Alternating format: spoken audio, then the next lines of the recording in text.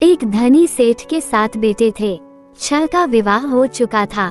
7वीं बहू आई। वह सत्संगी माँ बाप की बेटी थी।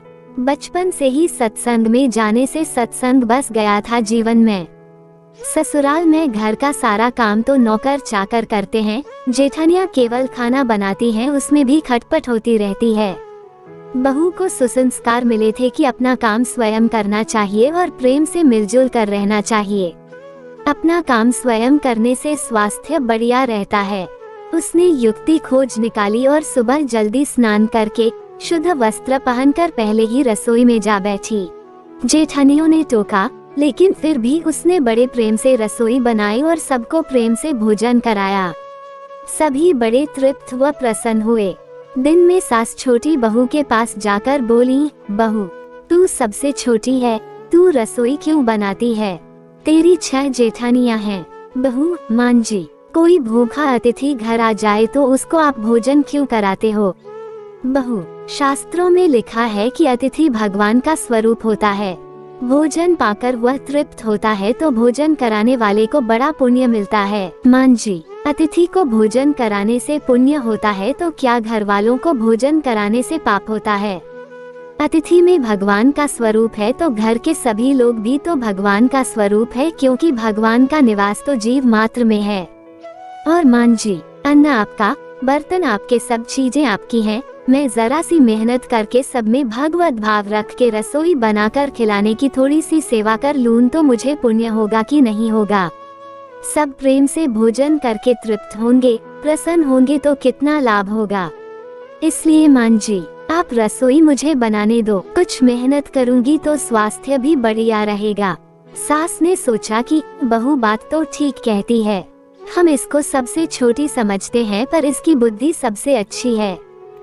दूसरे दिन सास सुबह जल्दी स्नान करके रसोई बनाने बैठ गई।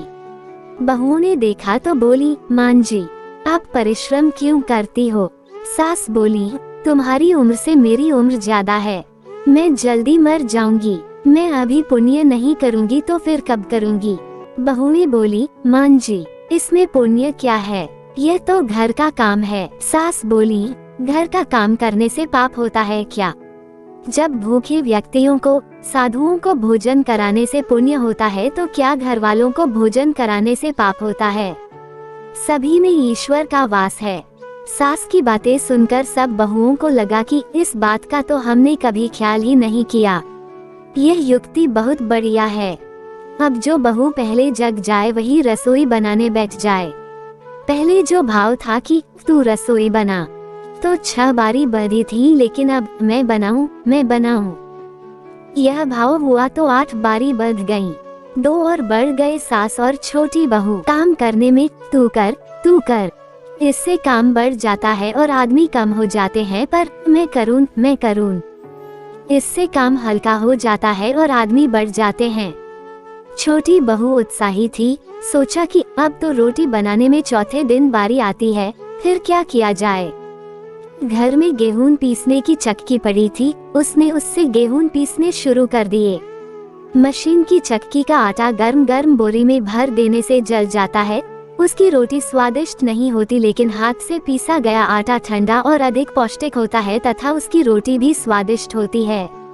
छोटी बहू ने गेहूं पीसकर उसकी रोटी बनाई तो सब कहने लगे कि आज तो रोटी का जायका बड़ा विलक्षण है। सास बोली, बहू, तू क्यों गेहूं पीसती है? अपने पास पैसों की कमी नहीं है।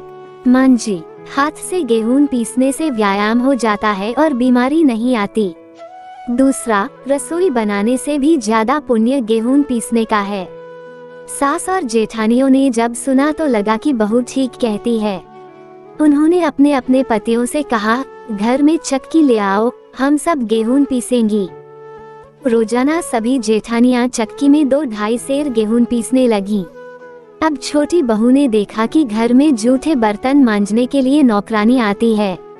अपने जूठे बर्तन हमें स्वयं साफ करने चाहिए, क्योंकि सब में ईश्वर है तो कोई दूसरा हमारा जूठा क्यों साफ करे। अगले दिन उसने सब बर्तन मांज दिए।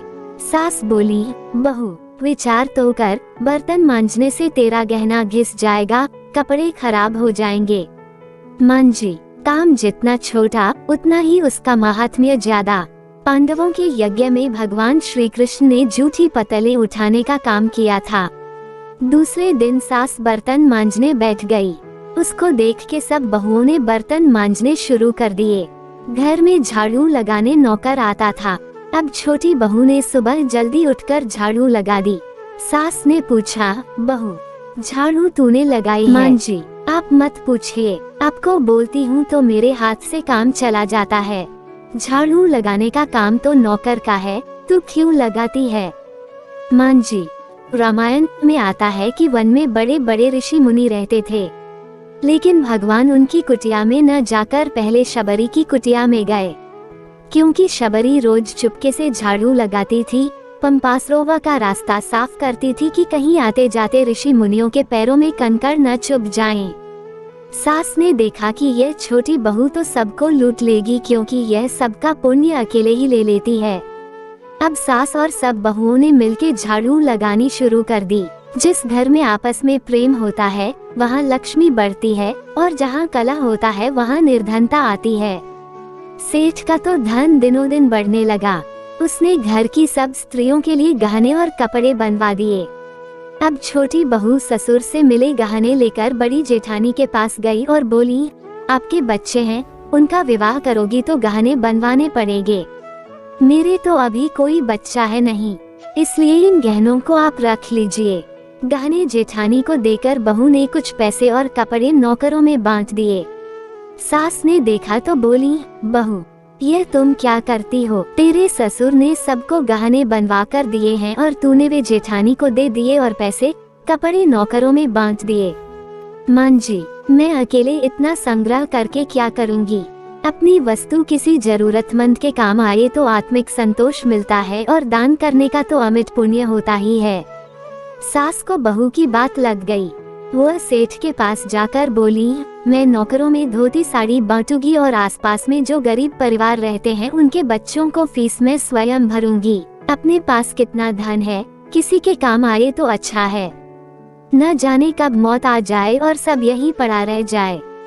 जितना अपने हाथ से पुण्य कर्म हो जाए अच्छा है। सेठ बहुत प्रसन्न हुआ कि पहले नौकरों को कुछ देते तो लड़ पड़ती थी, पर अब कहती है कि मैं खुद दूंगी। सास दूसरों को वस्तुएं देने लगी तो यह देख के दूसरी बहुएं भी देने लगी। नौकर भी खुश होके मन लगा के काम करने लगे और आस पड़ोस में भी खुशहाली छा गई। श्रेष्ठ मनुष्य जो जो आचरण करता है दूसरे मनुष्य वैसा वैसा ही करते हैं। वह जो कुछ प्रमाण कर देता है दूसरे मनुष्य उसी के अनुसार आचरण करते हैं। छोटी बहू ने जो आचरण किया उससे उसके घर का तो सुधार हुआ ही, साथ में पड़ोस पर भी अच्छा असर पड़ा। उनके घर में भी सुधर गए। देने के भाव से आपस में प्रेम भाईचारा बढ़ गया। इस तरह बहू को सत्संग से मिली सूझबूझ ने उसके घर के साथ अनेक घरों को खुशहाल कर दिया। दोस्तों, अगर आपको कहानी अच्छी लगी तो कमेंट जरूर करना, वीडियो को लाइक और चैनल को सब्सक्राइब करें। कहानी सुनने के लिए बहुत बहुत धन्यवाद।